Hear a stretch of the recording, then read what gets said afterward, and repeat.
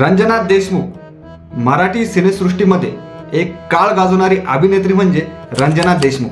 भूमिका कोणतीही असू द्या, कोणतीही भूमिका असू द्या, विनोदी भूमिका असू द्या, गंभीर भूमिका असू द्या, प्रत्येक भूमिकेमध्ये स्वतःला सिद्ध करणारी अभिनेत्री म्हणजे रंजनाताई देशमुख। आता तुम्हाला वाटत असेल की ह्या काळामध्ये जुने ब्लॅक अँड व्हाईट टाईपचे चित्रपट कोण बघणार आहे, तर एक चॅलेंज करतो मी तुम्हाला।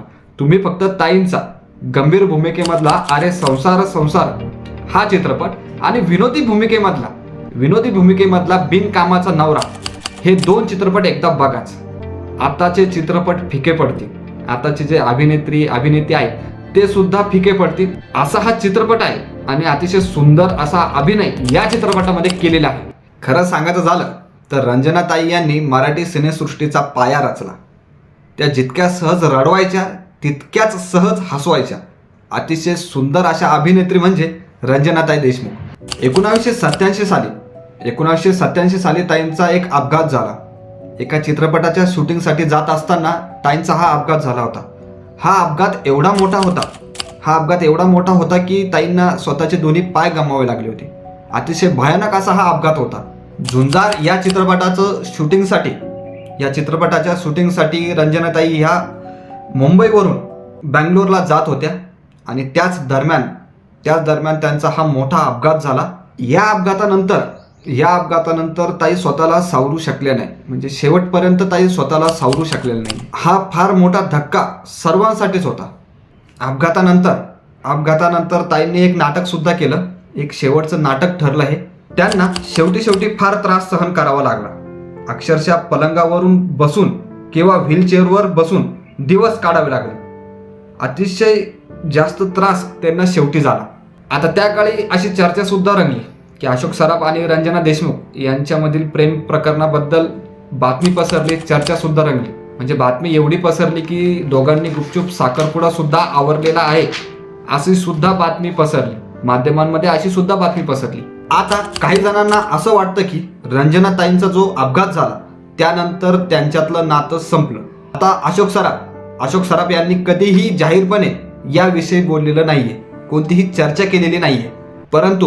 परंतु असं म्हणतात की रंजनाताईंनी जे शेवटचं नाटक केलं, आपल्या आयुष्यातील जे शेवटचं नाटक त्यांनी केलं, त्या नाटकाद्वारे त्यांनी आपल्या मनातल्या भावना व्यक्त केल्या। व्हीलचेअरवर बसलेल्या स्त्रीला तिचा प्रियकर सोडून जातो अशी या नाटकाची कथा होती। त्या नाटकात स्वतः रंजनाताईंनी शेवटची भूमिका केली होती। आता हे किती खरं आहे किती खोटं आहे हे तर माहीतच नाहीये। 3 मार्च 2000 रोजी रंजनाताई यांचं निधन झालं। आता काहीच वर्षापूर्वी अर्थात 2022 मध्ये जर आपण दिनांक बघत झालं तर 23 जुलै 2022 मध्ये एक टीजर आला होता। रंजनाताई देशमुख यांच्या जीवनावर आधारित चित्रपट येणार अशी घोषणा या टीजरमध्ये केलेली होती। 23 जुलैला 2022 रोजी हे टीजर आलं होतं। अतिशय सुंदर असं हे टीजर होतं। टीजरच्या सुरुवातीलाच एक गाणं, अतिशय सुंदर गाणं, पाहिलं ना मी तुला, हे गाणं लागलेलं होतं। अतिशय सुंदर असं हे टीजर दिसत होतं। आता यामध्ये जर आपण पाहिलं तर डेट अनाऊन्स सुद्धा केली होती। यामध्ये डेट सांगण्यात आली होती 3 मार्च 2023 रोजी हा चित्रपट येणार अशी अनाऊन्समेंट झाली होती। या टीजर मार्फत ही अनाऊन्समेंट झाली होती। रंजना अनफोल्ड या चित्रपटाचं नाव आहे। परंतु रंजना अनफोल्ड हा चित्रपट अजून सुद्धा प्रदर्शित झालेला नाहीये। याचं कारण सुद्धा स्पष्ट झालेलं नाहीये। विविध ठिकाणी विविध प्लॅटफॉर्मवर माहिती घेण्याचा प्रयत्न केलाय की का हा चित्रपट रखडलेला आहे, परंतु रंजना अनफोल्ड अजून सुद्धा प्रदर्शित झालेलं नाहीये, कारण सुद्धा स्पष्ट झालेलं नाही। तर रंजनाताई यांचा कोणता चित्रपट तुम्हाला जास्त आवडतो आणि रंजना अनफोल्ड या चित्रपटामध्ये मुख्य भूमिकेत कोणाला बघायला तुम्हाला आवडेल, नक्की कमेंट करून सांगा। ही माहिती कशी वाटली, ही जी नवीन माहिती मिळाली ही कशी वाटली कमेंट करून नक्की सांगा। बाकी व्हिडिओ आवडला असेल, माहिती आवडली असेल तर लाईक करा, शेअर करा, सबस्क्राईब करा। धन्यवाद।